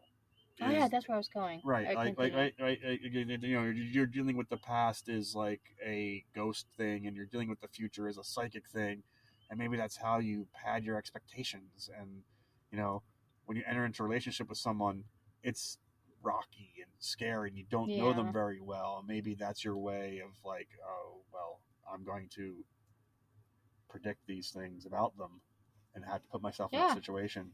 Yeah, so that's a lot of part of the ADHD, I think, for me, is you need to be like 10 steps ahead of everyone because you're going to fuck up a lot to get there. That person's going to go straight to the end zone and you're wobbling like a drunk person down the field. So, like, you need to know where they're going so that you can somehow have some kind of precision or accuracy.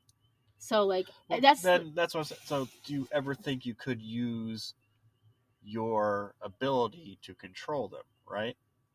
So now you're saying, hey, person I don't know that well, but I'm a colleague with at work, I'm going to jump into the weirdness with you and say, hey, I had this perception of you burning in a plane crash. Don't go to Italy. You know, and it's your way of like, one, you're putting yourself out there as the interesting, crazy person. You're engaging in that. And then you're like controlling, you know, you're putting some control in there. You're putting them in a situation where, you know, like, you're guiding, and there's like a god complex kind of thing. But I'm just thinking out loud. But no. That's the thing. I do think, you know, you do have a tendency. Everyone does to have to want to control a situation, and maybe this is a way to do that, or at least you could use it to do that by saying like, hey, I had this dream about you, and I predicted this, and most people are like, okay. It's a little uncomfortable. Even talking to family, even like being like, "This is, you know, I saw this. Like maybe, you know." Right. Yeah, that's bullshit. I got to go to Italy, you know, kind of thing. Right. So I mean, but that's the thing. Like that's the way people deal with it, and it's part of the. Well, you can do whatever you want. It's all part of the plan anyway. So not listening to me could be a thing. I mean, why would anyone like risk their fun or their experience off of some crazy person telling them something weird? Right. that no one believes in? That's why I think a lot of your concepts of so I don't doubt that there is a level of perception that you have, whether it be of things that are manifest and real or not, is different than I will have, or you know, neurotypicals will have on average when you talk to them. Although most people can't deny they had something that happened that they can't explain. I mean, you have a list of reasons you can run through, right? Mm-hmm. Pretty much off the top of your head, or like, I just sense that from you. And I think that puts you into interesting situations. It's going to trigger dopamine and you get satisfied by it, and you're hunting those types of things. Oh, yeah. So they happen more often. Like I said, and I think that is a tool. It's just whether or not, you know, if I point at you toward, well, it's just because the grass is green. That's boring. You're not going to accept it. But I Yeah. pointed towards like, it's because there is a parallel universe that we touch every so often Okay. through atomic fission. You're going to be Yeah. like, yeah, 100%. that's the one. Hell yeah. Okay. So are there ghosts?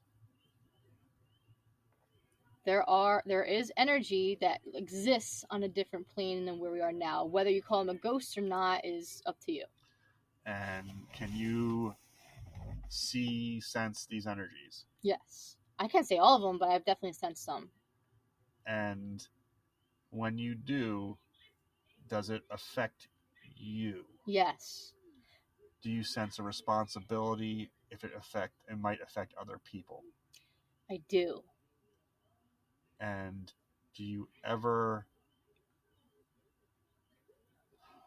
think that it's not your place to do it, or will you go out of your way?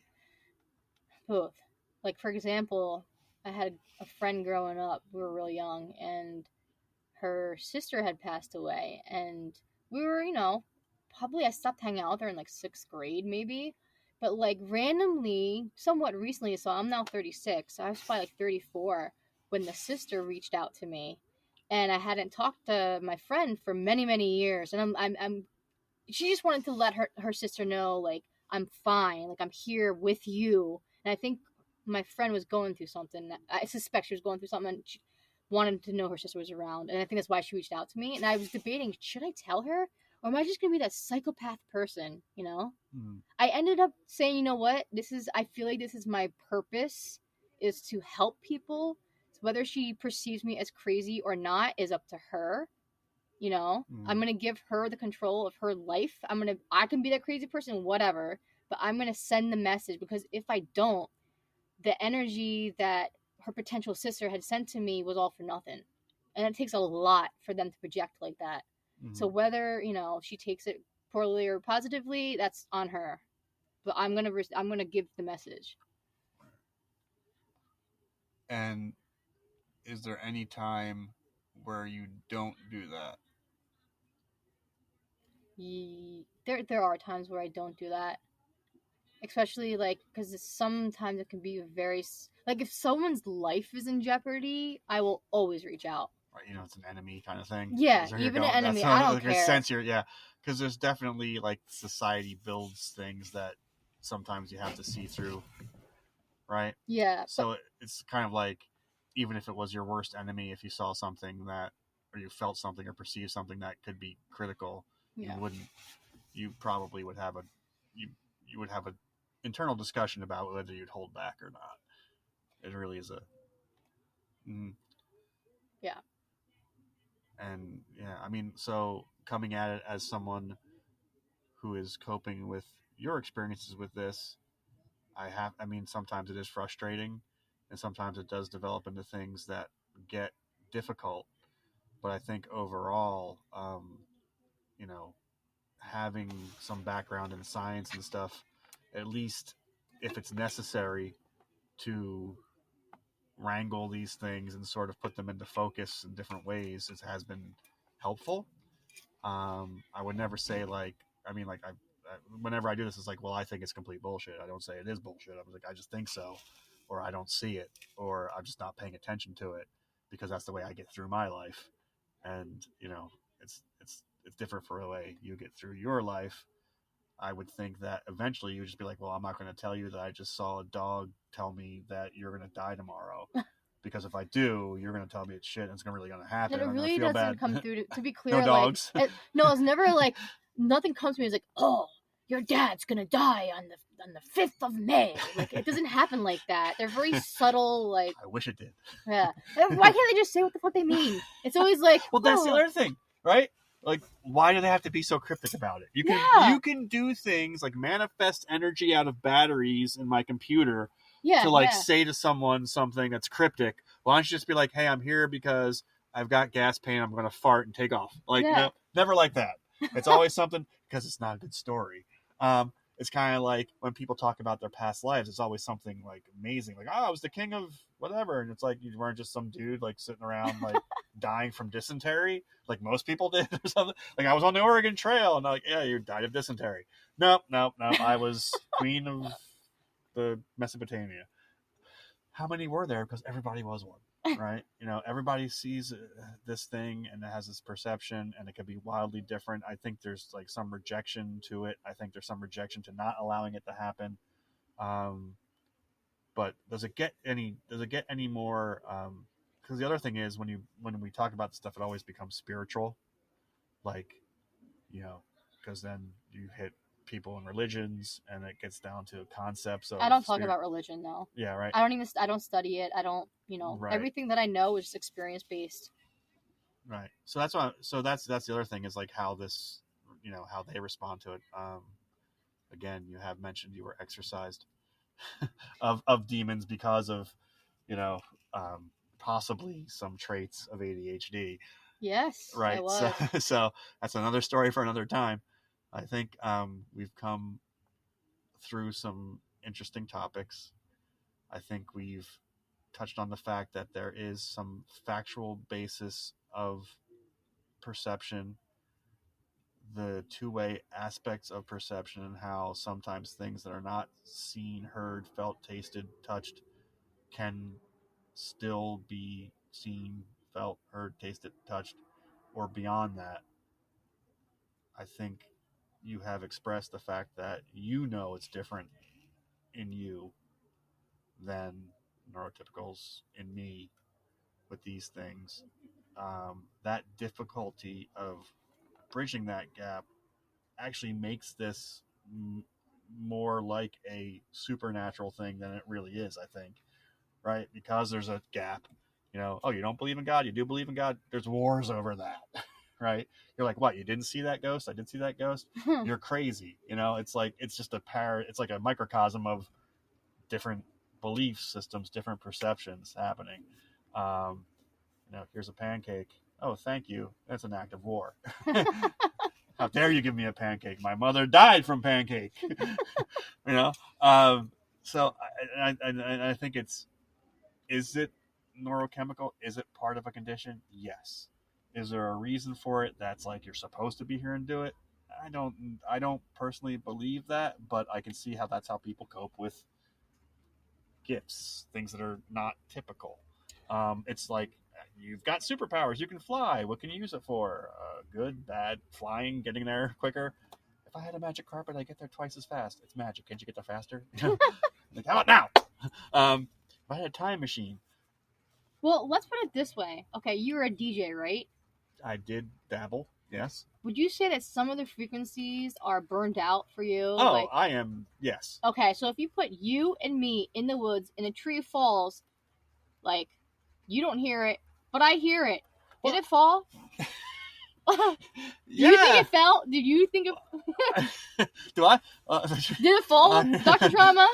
Yeah, I might see it or feel the ground rumble. But I see what you mean, though. Yeah, I mean, okay, yeah, yeah, that goes back to like what are colors to the blind, what is sound to the deaf? It's vibrations and light, and if you don't perceive it, is it still there?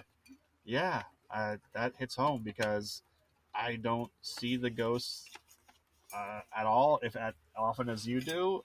And why is it any different than, you've gone deaf from years of listening to loud music and you can't hear this, or put on some hearing aids or something like that. And I can't hear because I'm selective hearing. Well, I'm telling you, someday they're going to have that. I mean, we're going the opposite direction. We're like, doing virtual reality, but I mean, just the reality of anything is tons more interesting than a virtual one. We're going to hit this sooner or later, where our concepts of consciousness are going to change with AI and virtual reality. But I mean, basically, maybe one day they'll have a thing that helps me see what you see, right? Here, we're going to punch you in the frontal cortex and remove your dopamine. Good luck. Thanks. Now I have ADHD and now I can see ghosts. I'm like, well, this is psychologically different. But I mean, like, I can't see well. I wear glasses. I can't hear well. I got hearing aids. I can't taste things. No, don't think we got anything for that. Can't smell. Like, how do we smell? We don't even know that. We sense things. I mean, we sense pheromones that aren't anything like that, So why can't this be something like I'll have a pair of goggles that helps me understand what you are, and it'd probably just be a videotape from a squirrel. Oh God. Right? Yeah, it's so crazy. So, are we done? Are we done? That's a great question. I think we can ramble on all night. This is for people with ADHD, and it's already, I don't even know how long it is right now. I think my computer died. Did it? No way. No. Oh well. Is it still recording after I logged out? Who knows? Let's check. On that technical note, we've been rambling on for over an hour. Holy shit. No one ever makes podcasts for over an hour. Well, that's what editing's for? Yeah, I guess so. Okay. Wait, I wanted to say something. Was it goodbye? No, but it's gonna be. Okay. Goodbye, everybody. Toodles!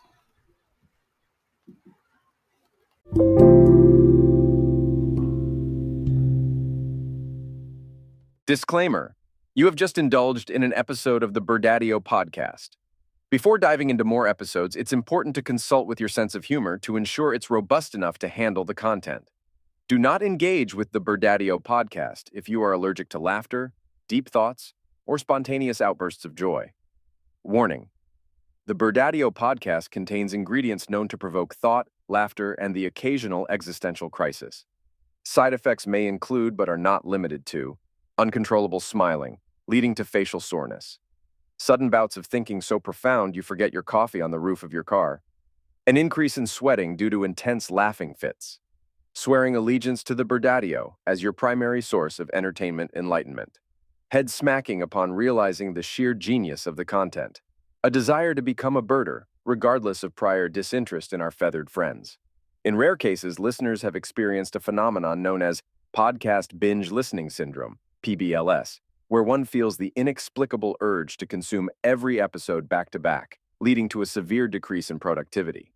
If you experience PBLS lasting more than 24 hours, congratulate yourself on discovering quality content, but maybe go outside or something. Listeners are advised to enjoy the Birdadio podcast responsibly, and remember to share with friends for a doubled side effect potency. This disclaimer is meant for humorous purposes and should not be taken as medical advice. Always enjoy your podcasts responsibly.